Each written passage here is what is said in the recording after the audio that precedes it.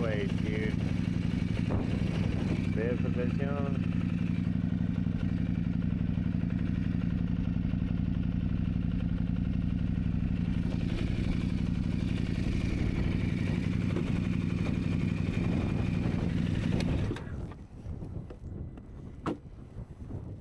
Thanks.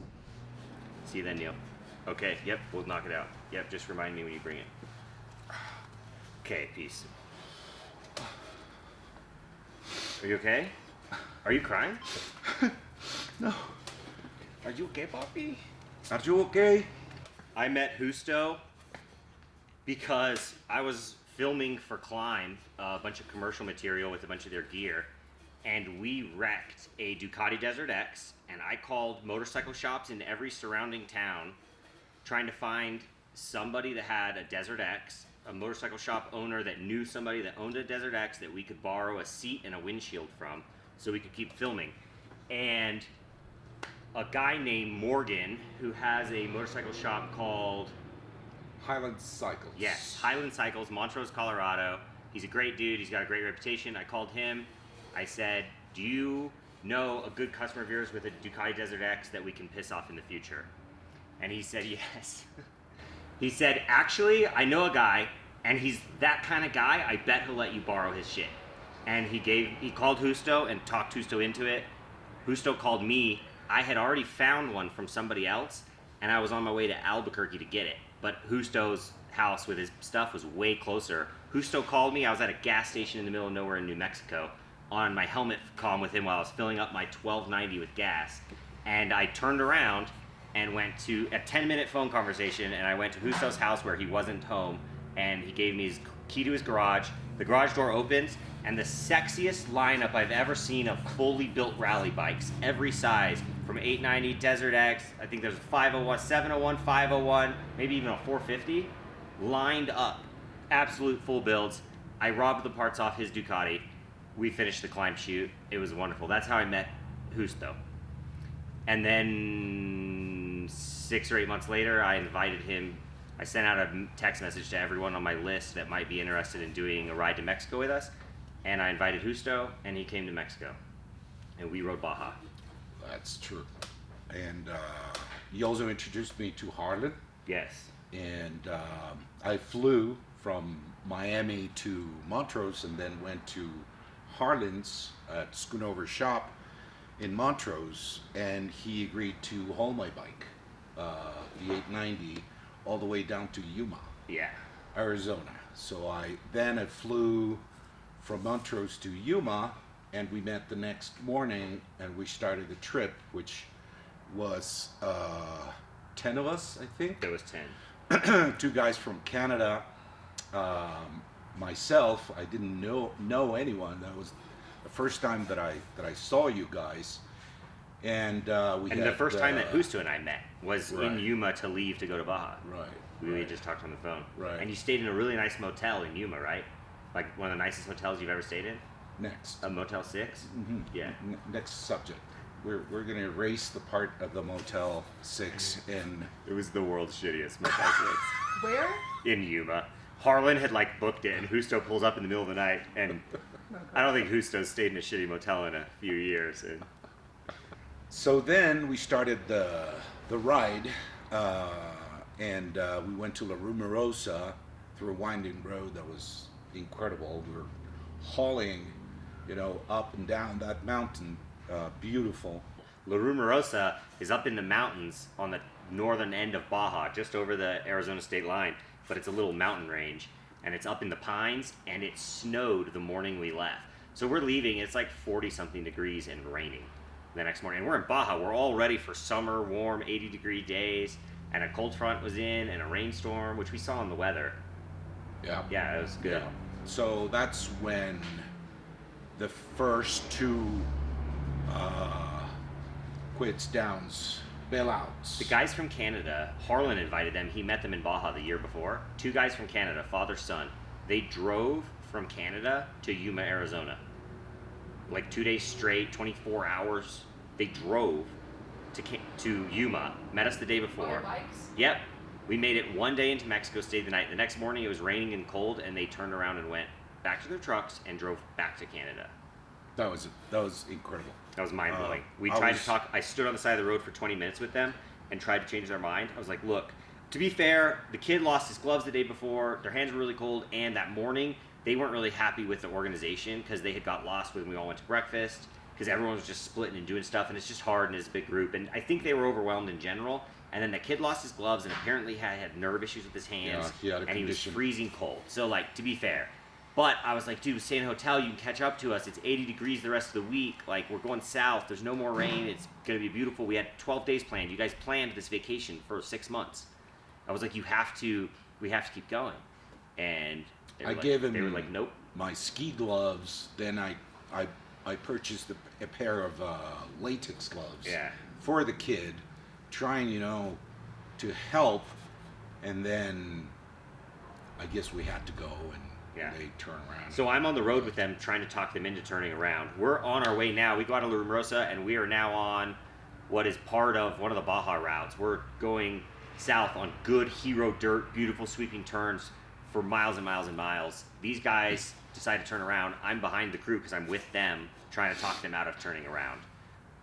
They leave, and I go to catch up to the crew. And when I catch up to them, it's a uphill with a hard right corner and sand. And my uncle Jeff, who flew down from Washington to go with us, had wrecked and broke his collarbone. And we had to get him. So that was our first accident. We had to get him. San Diego was just like a little over 2 hours away. So we decided to get him back to America to get his shoulder and concussion. He had a really bad concussion. He was really confused. So Jeremiah and I split off from the group, and we got my uncle. We found a ranch truck that gave us a ride to the next town, and then we found a bus in the next town to give us a ride to the hospital in San Diego, or to the border crossing at, what's that border crossing called next to San Diego? It's a really popular crossing. Doesn't matter. Tijuana, no. No, Oh, the other one. It's like a really low-key border crossing outside of San Diego. Yeah. So we go there to cross. The bus is going to take us, but the bus is going to make a ton of stops. And my uncle is very disoriented, has a concussion. And so a guy at one of the bus stops for the second time, we're following the bus with our uncle on it. The bus stops for the second time, and a guy pulls up in a Honda car, like a crappy Honda car, and he gets out and he waves the bus down. And someone had called him and told him what was happening. He was a friend of someone on the bus. And they told him there's a guy hurt trying to get back to the border, and the bus is going to take forever to get there because it's got a ton of stops. So someone on that bus called their friend who came in a car to get Uncle Jeff off the bus and drive him the hour to Tecate. That's the crossing. Tecate. So Yeah. this stranger of a stranger comes and gives him a ride an hour away to Tecate, where we then cross the border on foot, and the Border Patrol calls the ambulance service, and they take him straight from the border to the hospital in San Diego. And then it is now, after we find out he's all great and they're going to release him the next day. You know what that confirms, David?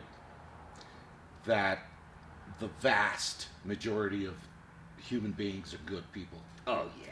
We And experience that everywhere. I've traveled Yeah. around the world a lot, and whenever I've had a problem, a mishap, I've needed water, food, Oh, yeah. a place to stay, whatever, people are willing to help. I think the problem with society is that bad people are very noisy. Right. And They make more of a scene. exactly, Nice. but that if you go out there, you're gonna find good Yeah. people, and if you're in good hands, like with you, as we will discuss later, in my particular case, even better. Perfect. So now you're in San Diego. I'm in San Diego with Jeremiah. We're down 4 off the group, so the other 6, Justo and everyone, they rode on to Coyote Cal's, a famous Baja stopover Yeah. to stay the night. And Coyote Cal's is 4 hours south of San Diego, or something. And at night it took me like 5 hours. We're in San Diego, Uncle Jeff's good, they're gonna release him the next day and he's gonna fly home. No, we were in this church. It's 11 o'clock at night. What church? Oh, that was when the I next was in, day. Yeah, when I was in Oh. San Diego, So you cut out. it's 11 o'clock at night, and I'm in the parking garage with Jeremiah, my brother, and I said, I'm going back to catch up with those guys tonight. And he said, I'm never going back to Mexico again. And I was like, all right, see you later. And at 11 o'clock at night, I did something I had been wanting to do for a long time. I wanted to ride through Tijuana someday. It was like a big, scary thing. Tijuana is this big, crazy city. Yeah. And I always thought that I would always avoid Tijuana and not go through Tijuana, but a part of me wanted to. So this night, when the opportunity was there, my path to the group was straight through Tijuana. So at 11 o'clock at night, I left San Diego and rode through Tijuana and then Ensenada and rode 4 or 5 hours through the night to catch up to them at Coyote Cows. And then I got there at like 3 o'clock in the morning. The next day, we rode on a single trail thing to a very old church. No, that was way later. Okay. The next day, we tried to follow this trail that follows the coast down the west coast. We're a ways south of Ensenada now, and we're following this dirt track that follows the ocean. But we had a clutch breakdown in the mud, and then we had like 2 flat tires, so we were hours behind. And we come out on our way to keep going down the Baja to a safer area. There's a known dangerous area there, farm country south of Ensenada. Everyone says to stay out of. But because of the breakdown, we were 4 hours behind and no one had had lunch. And so we stopped in an area we shouldn't have stopped at, and we knew to have lunch. And Harlan told everyone, this is a dangerous area, don't jack around, we're gonna eat and we're gonna go. And just as we were ready to go, about to leave, Harlan said, something's going on, we gotta get out of here, these guys look suspicious. We're all getting on our bikes in some organized mess. There's 7 of us now. And Ed is missing in action, and son Caleb was like not listening to Harlan and hurrying up and getting his crap together, and he's airing up a titer and drinking a Coke, and these 2 guys are coming at us. I'm next to Caleb, and Harlan is behind me, and I see these 2 guys coming up behind Caleb, and we're on head comms, and I say, our helmet comms, and I said, Harlan, they're coming right now, they're about to rob us. Because 2 guys are aggressively walking straight at us with satchel things hanging over them with their hands in their pockets. And I said, Harlan, it's happening, they're coming right now. And the guy tries to come up behind Caleb. He's about to come up behind Caleb. And I scream at him, and the guys split, and I'm staring at both of them, and I jump off my bike, and I'm ready. And Harlan flips his bike around to face Caleb because he's going to charge and run into this guy if anything happens with his bike. And when I get off and I get in attack position for these guys, they split and they're looking, they don't know what to do, and they look at this guy, and I look, and just behind Caleb a little ways is a guy standing there holding a kitchen knife, and he's like petting it dramatically, staring me straight in the eyes, and he's petting this big 12-inch kitchen knife. And they were ready. Yeah, we basically are all looking and screaming, and things are happening, and Harlan starts doing a burnout and like throwing dust, and we're all jumping on our bikes. This all is like a 30-second ordeal. And they're looking around trying to decide what to do, and we get on our bikes and haul ass. And haul ass. We start splitting traffic and blowing stoplights and flying out of there. So what do you think the lesson would be from that? Listen to Harlan. Listen to your gut instinct. Harlan, he really came through on that whole situation. I wouldn't have been aware of anything if it wasn't for Harlan realizing he felt it. We were talking about it. There was a guy standing behind a car, and he kept calling people on his phone. And the taco stand, it was all just, Harlan just felt the whole thing. Do you remember the little kid that came to us? I forgot about that. Yes.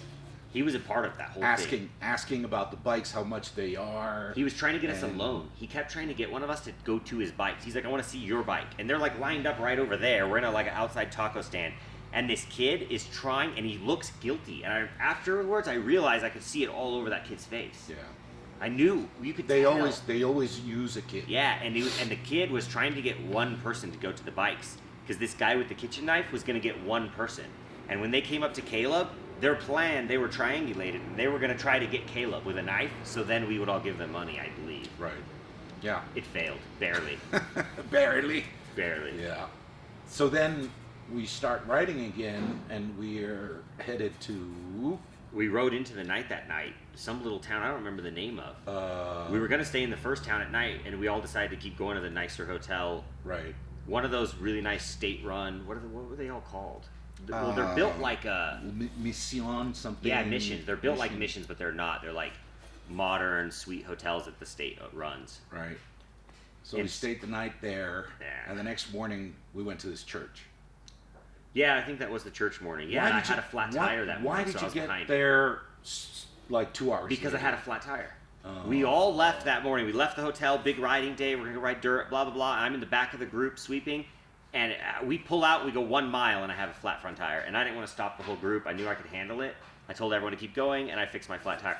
Almost the entire Baja trip, almost every day, I ended up way behind for some reason and catching up with the crew later.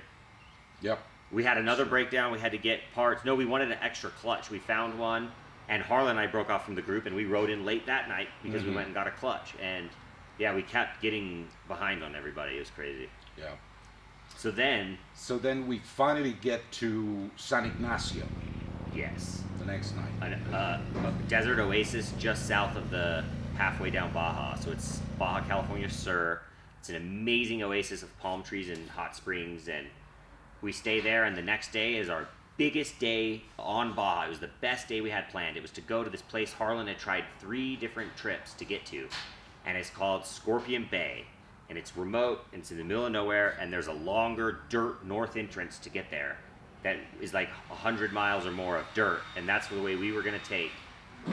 And I don't know if you remember this, but the night before, we're talking about this trip, and we have the map out, and I have a picture of Luke and Justo and Harlan, and they're all discussing the map. And we were all discussing this big, long dirt road. And Harlan is figuring out how much time, how far we can make it. We're doing calculations. And Harlan's talking about going 80 miles an hour on this road. And Justo says, no, I've rode down here, blah, blah, you don't understand. Stuff comes up faster than you can react at that speed. We're not going 80 miles an hour anywhere. And Harlan says, no, you don't understand. This is a straight, fast road. It is an 80 mile an hour road. And Justo's like, whatever, we're not going 80 miles an hour. And the next morning, we had all planned how early we were going to get up and go. And the next morning, Justo's alarm didn't go off, or he didn't wake up or something. So he had a rough morning start. We were all ready, and he was all rushing, and I ordered him a last-minute sandwich, and I have a picture of Justo before the sun is up, 50-something, 60 degrees out, frosty morning, and Justo's out there loading his bike, eating a sandwich at the same time, running late. And we all started going to Scorpion Bay. And that's as far as I can remember, probably. Yeah. Because we left and we went to Bahia de Los Angeles. Yes. Which is a place where you can see the gray whales. Yes, but it wasn't the Bay of Los Angeles. It was another bay. We went toward the Bay of Los Angeles the day before this, but we didn't go there. We just went by the mission and the church. I don't remember. Yeah, the mission and the church is by Bahia de Los Angeles. You're right, it is a bay. I don't remember the name of it, but it is a bay that's famous for whale watching. But it's another one. Bahia de Los Angeles is on the east side. We were on the west side now, on the ocean, going to Scorpion Bay. San Ignacio Bay, maybe? I don't know. Maybe. But it's by San Ignacio. It's that whaling bay. We're ripping out there. And then we find a silk. The silt? Silk. Or... Yeah, fesh? Fesh. Silt. With a T, yeah. Oh, okay. Yeah, so we're ripping and having fun, and everyone's at a spirited pace. It's the biggest dirt day. We're going to ride like hard all day of dirt and go to an amazing place called Scorpion Bay. So the energy, and now the whole group is in a groove. All the pussies had backed out. We were like in the zone, I feel like. Everybody, I felt like it was the best, like we were charged. And everybody was smoking fast. Yep. Yeah. And then we found the silt, and I disappear under that smoke of dust. You and I, the road went straight, but there was like a faster path that went out into a field, and Justo took it, and I went and took it with him, and we're hauling ass, and then all of a sudden, there's like trees to get back to the main trail and a silt bed, and Justo hits the silt bed and just goes into these dense trees, and we're going like 40 miles an hour, 50, and I was just like, holy shit, and somehow, I thought he wrecked. I go past the silt bed, and I'm like thinking he's like buried in the silt or it hit a tree. I'm kind of freaked out, and then I get up on the road, but there's so much dust because everyone's in a line, and Justo had gotten the line, and I literally didn't know if I missed Justo somewhere back there, and he wrecked into a tree.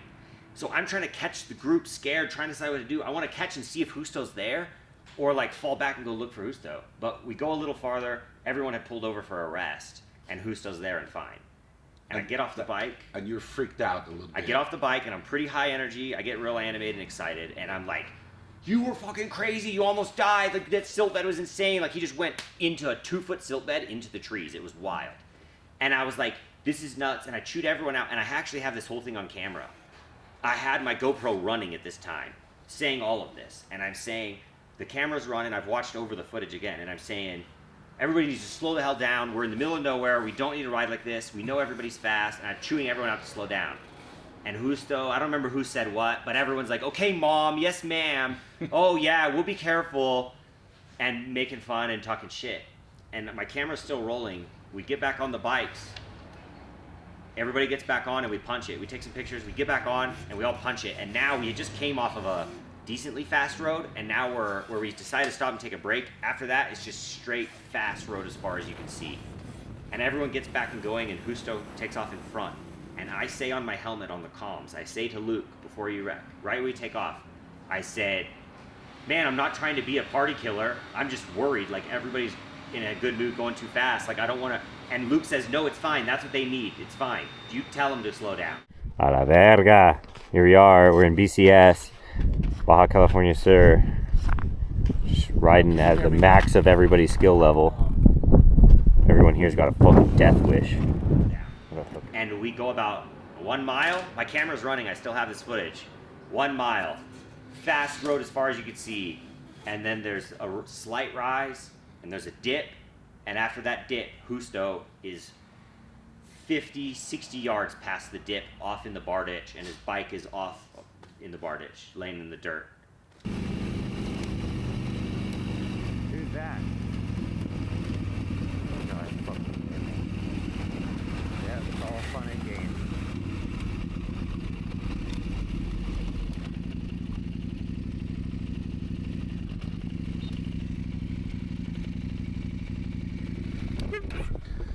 Yeah, I remember seeing you and Luke, and I didn't know where I was. It was very hard for me to understand what was happening, why I was there, where did we sleep last night, where did we stay, what day is it, what's going on.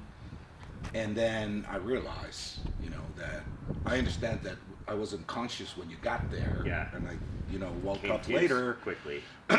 and very disoriented, and my back was hurting really bad. And then I was just laying there, on the floor, trying to understand if I was going to be able to ride it, get on the bike and ride. And very quickly I realized that the trip was done for me. It was about 3 hours until the ambulance showed up. We immediately start doing the normal first aid stuff. We hit our transponders. We have Garmin inReaches, satellite emergency contacts. We hit those immediately. I grab my first aid kit. I've got a quick grab first aid kit on top of my bike. I pull the first aid kit out. I check all the main stuff, bleeding ears, this and that, talking to him about things, and give him a full body inspection. I'm feeling him hard everywhere, trying to figure out if there's any bleeding that we need to stop, stuff like that. His hand is laid wide open and bleeding pretty bad. Everything else appeared fine from everything we could do. So I went to cleaning his hand. I had wound wash, and I was pulling it apart and squeezing, and dirt and junk was coming out, and his finger, he's got a big nice scar on it, was laid open, and it was all fat and muscle sticking out. And he was screaming, and I was tearing it up, trying to get it super clean because it was packed with junk. I doubt he screamed, but he was in pain. It hurt. He didn't scream. He was very tough. No, he didn't scream probably, but he was like, "Fuck, dude, stop!" And I was like, I just remember I was beating because my wife taught me how to do it. She's like, "You got to squeeze that shit out," and I'd fill it with wound wash and squeeze it out. That after I was in the hospital in Mexico, and we could talk about that. But when I got back to the States and I got hospitalized, they cleaned the wound again, and there's still debris coming out of it. Oh yeah. So Garmin Emergency Services is texting us. We immediately decide there's no reason to have all these people here. Harlan knows the area the very best, so he heads back to find ranchers, to find some kind of help. David, I know that, but I think we need to go get help. Yes. No, Harlan, no one's coming. We need a truck. Yes, we're going to get it right now. Okay. Why you leave? Go that way. Yes. That way. Yes. I don't have mine. We are 75 miles from San Ignacio. And it's about 40 miles of dirt road, like rough dirt road, 40 miles, and then like 30 some miles of pavement. And So we're in the middle of nowhere. So Harlan goes for a second option, like thinking we'll put him in a truck, whatever. We don't know. At this point, we had been told that you don't get an ambulance service outside of major cities in Baja. So we don't even know that an ambulance is coming. Harlan takes off on a separate mission to try to get help. And we're taking care of Justo. He starts going into shock. He gets very cold. People come by in a truck and we get him blankets, but they're in a crappy single cab truck. There's almost nowhere to put him. We're scared to move him because of his back. And we also know that an ambulance is coming. So we decide to wait for the ambulance. And it was about 3 hours. And the ambulance shows up, and the ambulance is Pretty much a van. it's a van with some I'm trying to think of how to say it politely, but whatever. They were volunteers and they had basically zero training. They didn't know how the cot thing, what do you even call that? The table. They didn't know how the wheels folded up and how it worked, they had no idea what they were doing, essentially. And they had no medicine with them. They had nothing. They had nothing to do. All they were there to do was transport him to the hospital. So the driver is just like a very like redneck, but in Mexico, whatever the term is, just about a nice guy, but we assume that he knows the area better than us. And Ed and I are arguing with him because Garmin Services is telling us that the ambulance is waiting at the pavement 40 miles back. North. Yeah, back north. And he's telling us we need to go to San Juanico, which is much farther to the south. And that an It's ambulance... like 100 miles south, I would say. Yeah, that an ambulance is picking us up in San Juanico. And we're arguing with him, and he says, no, we're going to San Juanico. And we're like, okay, this dude's local, he knows. And he takes off. And Ed and I are the only ones left there, I think, and Luke. We send Luke, because Harlan and Caleb are gone, Justo's down in the ambulance. Luke, we send him after the ambulance to keep an eye on Justo. While Ed and I stay there because a truck was going to come back. Harlan was texting us through Garmin that a truck was coming from the ranch to pick up Justo's bike. Okay. So we stayed to help load Justo's bike. While we were there, the guy shows up, 20, 30 minutes goes by. We load Justo's bike. We get a message on Garmin that the ambulance is stuck, and we find out through messaging Harlan that the ambulance definitely went the wrong way. So we now go after Ed and I take off after the ambulance that has Luke following it with Justo inside, knowing it's stuck down this road somewhere, and it's the wrong direction. So we need to get it unstuck and turned around. And we pull up to giant, gnarly silt bed. Ed makes it through. I wreck my bike in the silt bed. My bike is almost disappeared in silt, is how deep it is. I reach straight through the silt and find my handlebars to pull my bike back up. And we go like 2 more silt beds that the ambulance had just blown through, and we get to the ambulance. It was only like a mile down the road, and it's buried past its body. Like it's frame deep in a silt bed, completely stuck in a 2-wheel drive van. And we spend about an hour and a half. Luke had already got a lot of work done. We spent an hour and a half. What we did was we dug a channel backwards where it came in. We dug a clear path of 2, but that was not near enough because it's 2-wheel drive. And we get the jack out of the inside of the ambulance, and we get rocks because we're in a silt bed, and we stack rocks and jack ambulance up, rocks under tires, lower jack again so we can reset jack so we can raise ambulance higher, and more rocks under tires. And running around filling our shirts as fast as we can with rocks to fill the whole path with rocks. And it's 30, 40 mile an hour wind gusts of silt dust. I have pictures of us with just dust blowing. Wow. We have our eyes closed most of the time and barely squinting to see. When we get down to the ambulance to dig, you just close your eyes and just dig and crack them open to see because there's so much silt just blasting around the van, and everyone else is digging, making this just like a crazy dirt fest in the air. To me, it was like a little bit like a dream, or a bad dream. Yeah. But I was, I kept my cool. He kept his cool the entire time. He never got panicky and freaked out. The ambulance is stuck here, and I'm like, okay, they have to get it out. The 3 hours somehow, waiting for the ambulance. Yes. Yeah, waiting for the ambulance for 3 hours. The lady's telling me, she was like a volunteer nurse, and she's like, "Do you want oxygen?" And I said, "Why would I need oxygen? Yeah, we're at sea level." Yeah. I don't know. Can you breathe well? And I said, "Yeah, I don't know. Everything. I need to pee. That's the only thing that's bothering me." Oh, well, and now I really need to pee. Yeah. Like right now. And she's like, well, just, I don't, what, I have a bag, she says. I have a plastic bag. And I'm like, okay, let's do this, whatever. And she's like, okay. And she's trying to get everything in the bag. And the bag had a couple of holes and everything it was a big mess. Yeah. She throws it away, whatever.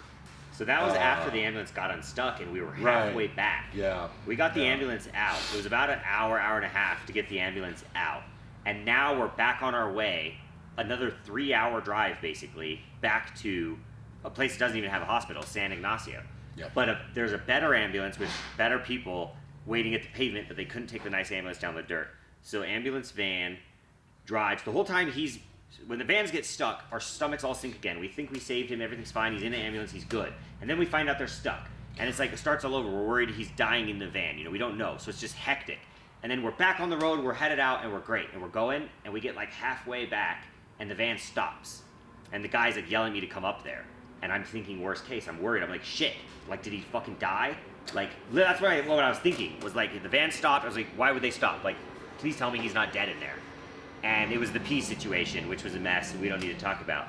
And then it was funny. It was funny that it was like an ambulance. Well, I thought later it was funny that it was like an ambulance van. She had oxygen. She had a few things. She had no way to handle this pee situation. Right. And he's strapped to his back is broken. But we get that done, and then we go and we meet the ambulance. I have a great photo of him being transferred ambulance to ambulance at the pavement. And that ambulance takes him into San Ignacio. That transfers him to another ambulance that takes him to a hospital in Santa Rosalia. Yes. So it was 3 ambulance rides and about 10 hours total from when we wrecked until we were in the hospital. I think it was 9 hours to when we were in the hospital in Santa Rosalia, which was maybe a step up from a tiny town's clinic, is basically what it was. It was like a clinic in a small town. It was a brand new hospital that had been inaugurated by the new president of Mexico. Nice. In November of last year. Perfect. Right? This is January. So it's brand new, everything is brand new, but they had already stolen pillows, blankets, everything. So I'm covering myself with one sheet and my backpack was my pillow. Yeah. And then you guys started bringing me food and you're there. So the nurse told me at one point he needed to pee and I wanted a pillow and she's like, they don't have any. You had talked to my wife at that time. For me, it was very chaotic. I was trying to deal with getting him taken care of and trying to get insurance to approve to fly him, that he needed more care. And there's a language barrier the whole time. Justo speaks fluent Spanish. I speak enough to make it worse. And we're trying to get by. Lots of things are happening. When the last ambulance ride, we all had just had a 9-hour day of insanity, and we're in the town an hour away still from the final destination.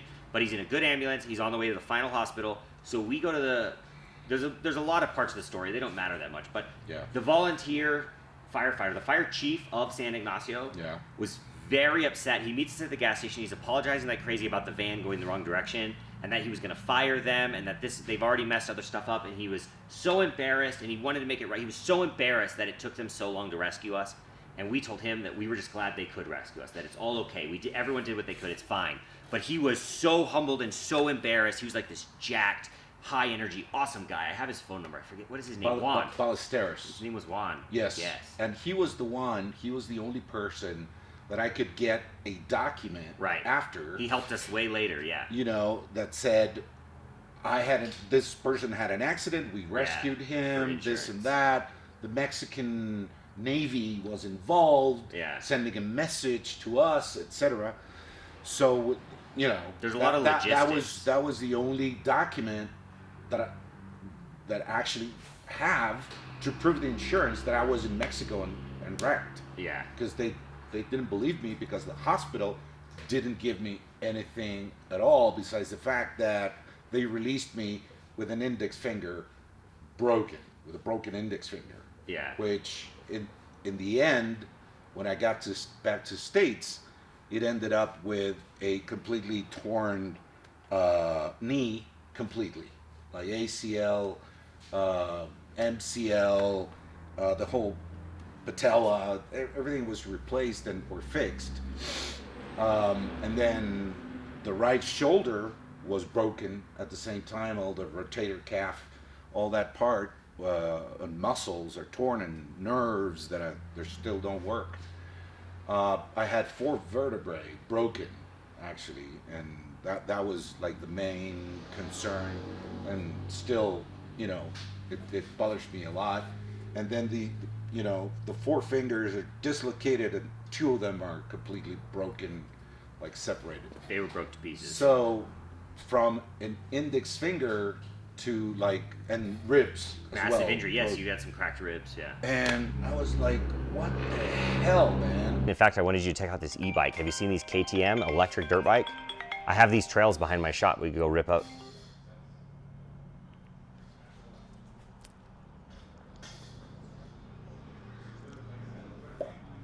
Have you heard one of our sayings? You can't be a pussy your whole life. So that night, we're trying to get them to approve his transport to a better hospital. We're trying to get him to Loretto, which is 100 miles away, but we're trying to get it approved to get him flown out, that because they will only approve it for his insurance that he had, that if a doctor says he has life-threatening injuries that hospital cannot handle. And we're trying to get them to do that, and they won't. They acting like he's fine, he's good, whatever. Like he just has a broken finger. They were laughing. Yeah, they're like, they don't give a fuck. They're like acting like, who gives a shit? They The said, nurses told me, he's a sissy. Yeah. He's got nothing. that's literally Come what on. they said. They're like, get the fuck The out of here. doctor They that didn't night even, they told didn't even the want him to nurses. stay that night. And Yeah. this girls are looking at me like, So I explained to him how bad he got messed up, because they did take him for x-rays. So when we get to the hospital an hour later, when he had first got there, we get there and find the hospital, and the first time I see Justo, he's coming out of x-ray, and he's convulsing in shock. He's shaking and convulsing hard. And I was super worried, and we go through this whole thing. The whole evening was just chaos. He's starving. We just had the longest, craziest day. He's starving. He's in tons of pain, everything. They the poor nurse, she stabbed his arm. He has great veins. She stabbed him 5 times and couldn't get his vein, and finally got another older lady, more experienced, to come and get his vein. They finally give him some pills. We get him some food. There's no food in the hospital. There's no blanket. There's no pillow. I make him a pillow out of his backpack. He needs to pee at one point, and I go tell the nurse, and she's like, so what? You have to take care of it. She goes, take him to the bathroom. And I said, he can't get up and go to the bathroom. And she goes, tell him to pee in the bed. And I found another nurse to give me a thing for him to pee in. She told me to let him pee the bed. Well, so what? They didn't care. They weren't going to take care of him. Later that night, he's fed. He's going to sleep. We've done everything we can. And I'm going to leave. It's midnight, and I'm going to go to the hotel. All the guys are back at the hotel by now. I had the longest day of my life, and I'm going to go to the hotel and go to sleep. And I go tell the nurse. And the nurse tells me, you can leave, but nobody's going to take care of him. no way. Yeah, swear. And I was so I'm sick. I'm I have to go fucking sleep somewhere. This sucks. There's no, this, I'm this is shit. And I go back, and he's sleeping, and everything seems good. And this gay nurse that was there, giving me dirty looks the whole time. He would walk by. He had nothing to do with us. He wasn't working with us. But he would look by, and he was giving me the most I want to fuck you look that he had. But he was not he wasn't our nurse or anything. I go find him, and I ask him, I'm I gotta go to sleep. I gotta eat. I haven't ate anything. Can I leave him? Is he gonna be okay? He's he's fine. I'll keep an eye on him. He's fine. I'll take care of him. I'm okay, thank you. Wow. And I go back 1 o'clock in the morning. I go in the hotel room. My nerves are shot to hell. Everyone's sleeping, and they had some food for me that they had brought from wherever they had dinner, all the group. And I'm sick to my stomach, and I try to eat, and I can't eat because I'm just a nervous wreck. And I get a couple hours of sleep. Set my alarm for 5 o'clock in the morning, and my alarm goes off, and I go into town, and I get food and bring Justo food by 6 o'clock in the morning. While I'm trying to figure out what we're going to do for that day, get him to Loretto and get him out of the country and all that shit. Yeah, it was this Cuban doctor that was the traumatologist or whatever. Yes. I think it was all a lie. And he was there because of this agreement that they have country to country. He had been 5 years in Venezuela, and then he was transferred to Mexico. And they know nothing. They're I think they're not doctors. It's just a money scheme. They get the Cuban government gets paid $5,000 a month, and half of the money is for the doctor, and then the rest is kept by He was like Cuban a government. social services guy. And then he's asking me, "Are you with the U.S. military?" Because I had my dog tags. Yeah. And I said, "What kind of question is that? Who are you? Are you a spy, Cuban spy or something? Why don't we talk about my health? Yeah. You know, it has nothing to do with if I'm American, if I'm with the military or not. You know, why do you tell me what do I have and what are we going to do about it?" And he's like, "No, you're fine. It's just the finger, you know. But we cleaned it, and we gave you 3 stitches. Below the stitches, there's dirt. There's gravel. 3 stitches on what should have been layers of stitches, and like 20 years. I mean, his hand was laid open. Yeah. And they didn't. I remember it was stitched with 3 giant stitches, and there's just like big chunks of like fat muscles stuff like coming out between their wide shit stitches. I told my wife that when I saw the stitches on his finger, I remember days later when I got back, I told my wife, who's a paramedic, that if I called my 9-year-old son on the phone and explained to him how to give someone stitches, he could have done a better job. Absolutely. No, absolutely. It was, and then at night, I was in very, very excruciating pain, and I asked one of the guys, one of the nurses, "Can you give me something for pain?" And he said, "I don't have anything, but what are you going to do with those clothes there? Because I might have a stash somewhere of Oxy that I can give you." And I'm like, where's the hidden camera? Yeah. What is happening here? And I gave him the socks that you gave me and the t-shirt. So he has no clothes. His stuff is like peed in, and he's in his boxers, and like that's it. And that morning when I got breakfast, I went back out and I got Cokes, and I got chocolate, a bunch of chocolate candy bars, and I got him clothes, a full set of clothes, because he was going to be leaving that day and flying back, hopefully. Yep. So he was exchanging drugs for clothes, and then finally, the insurance company sent like a big SUV, and I got transferred to Laredo, and the next day I flew to Phoenix, Arizona, where my wife was waiting for me. I was in a lot of pain, and we flew right back to Miami, and I was hospitalized the next day, and that's when the MRIs and the X-rays and everything started, and they started finding. So, it is like what I said during the trip. I was doing 80 miles an hour. I was doing 130 miles an hour. And then one of those cement, like paved ditches, I saw it coming, and I barely made it through at maybe 35 miles an hour, went in and jumped over by the end of it. So I said, "Whoa, this is very dangerous. I can't be going this fast." So then I'm riding at 45 miles an hour. We did that right turn to the south, and the sun is coming out, and it's 9:30 in the morning. It's a crisp 65-degree, perfect day. Beautiful. Long stretch till the eye can see. Yeah. And then I'm doing 80 again. I have a picture of it. The so you can ditch. see how fast and straight. I've got a picture of the ditch behind. And it was a place for a ravine, but it was the road wasn't bad or washed out. Because everyone wants to know how the wreck happened. Like, you're standing there, and it was fast and far as you could see. But there's a little rise, but right after the rise, you just see the road continue, and it's a big flat plateau. They call it the high road to Scorpion Bay. And there was a slight rise, and the ditch, because people like to know this when they're out there riding, the ditch was not a quick, crazy, dangerous ditch. You could have made it through it at 50 miles an hour or 40. It was just, it dropped like 8 or 10 feet, but it was a nice big swoop, and then it went across like a nice distance ravine, like 15 yards, 20 yards, and then kicked up the other side. But they were steep and big drops and a big kick up the other side. Harlan and Caleb were behind Justo, and they saw it happen. And I mean, there was dust and whatever, but we saw the tracks also. He basically saw the ravine, locked up the brakes sliding, not for very far. We estimated he was going 70 or 80. We were hauling ass.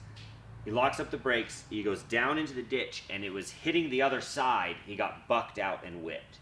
It's And just like a compressed. yeah, full compression into the other side because he drops off and he's in full brake, and you see his trail, his brake line, and then you can see how his bike just like grinded off that next hump.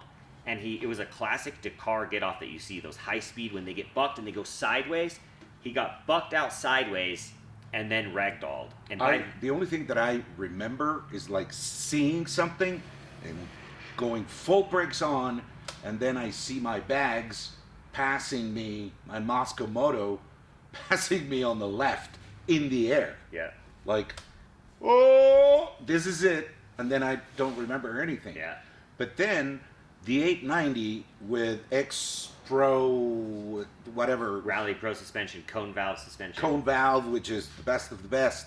And then again, the wheels are reinforced wheels, the new ones, They're better upgraded wheels. Yeah. upgraded wheels. The wheel is like this, bent like Bent into the bike. stupidly. Forks bent into the bike. The Forks are bent. Triple clamp is the like back that. of the bike, the subframe, was wrapped around. I have a picture of it. It was wrapped around like beyond being straight down. The back of the bike was wrapped around under the back tire. So I guess it went like that, and Very then it fast, rolled yeah. to the side. Bike was totaled. One of the things that David suggested before the trip was to get an insurance, because we were going to be there for more than 6 or 7 days, and that's the law in Mexico. And another important things for you guys is to know that your American insurance does not work in Mexico. If you get the bike stolen or wrecked, it will cover zero, nothing. So it is good to buy an insurance online. Baja bound, it's a way to go. It took 4 months for them to pay, But they did pay. but that they And you did were pay. happy with what they paid? Yeah, I mean it's Great. a $21,500 bike, and they paid $20,000. Perfect. I mean, Yeah. the bike was pretty brand new. It was Yeah. 1,500 miles, but yeah, it could have been zero. So Yeah. that was great, and I can't be more grateful for what you guys did for me. My family as well is extremely super grateful. First of all, that I am here, that I can tell you a little bit about this, and also about what Grandventure and David did for me. If I would go back to Baja, I wouldn't go with anyone but David Evetts and the rest of the guys, of course. But David took great care of me, and it was very hard for you. I can bet that it must have been nerve-wracking. Yeah, it was the whole situation. We're all riding the Baja together. This is our 5th day riding the Baja. Can you feel hurting now? Face down, face down. Don't move around. Yeah.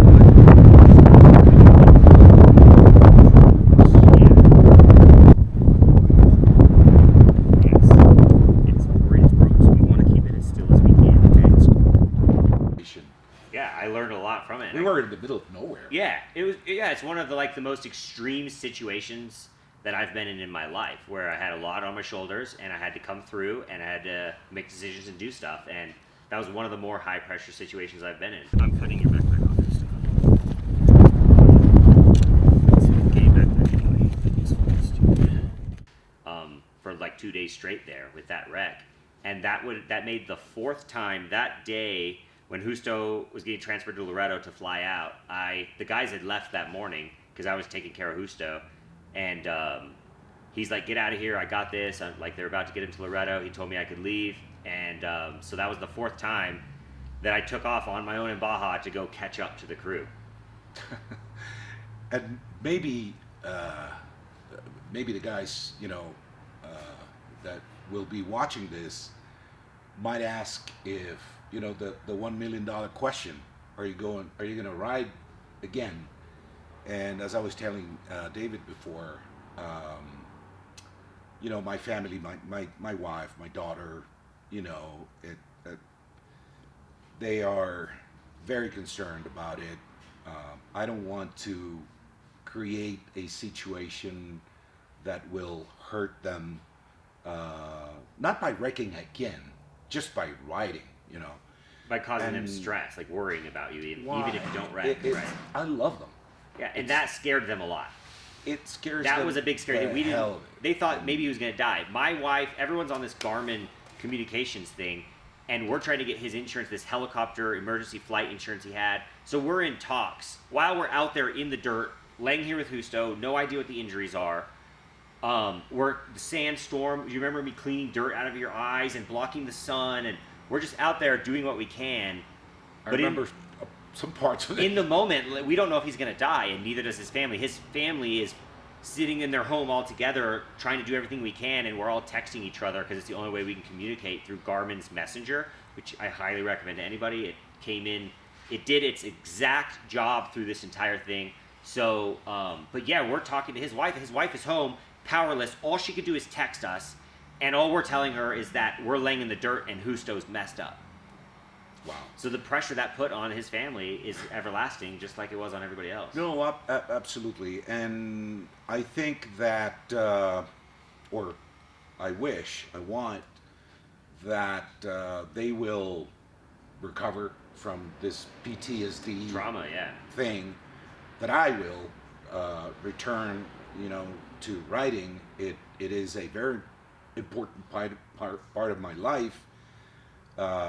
I think that what we do is in a way who we are, or the way we do things. And I've heard that I'm a pretty decent writer, and that I can give some advice to other writers that how to improve their writing skills.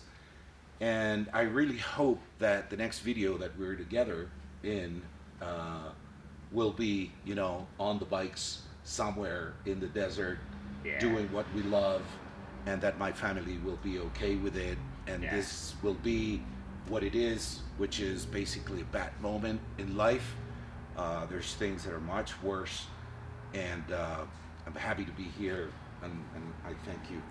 And you'll slow down a little bit. Yes. Yeah, Justo's one of the most skilled, fastest riders I've ever rode with. His posture's perfect. He has amazing bike control. He's absolutely like a mad dog on a motorcycle.